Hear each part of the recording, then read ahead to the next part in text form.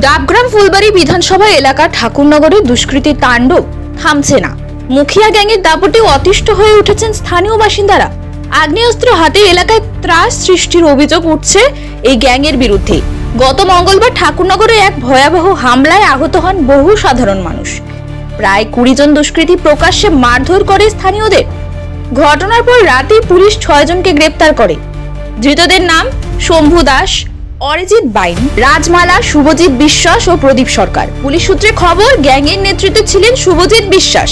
ঘটনার প্রতিবাদে বুধবার ইস্টার্ন বাইপাসের ঠাকুরনগরে বন্ধ ও পথ অবরোধে শামিল হন বাসিন্দারা।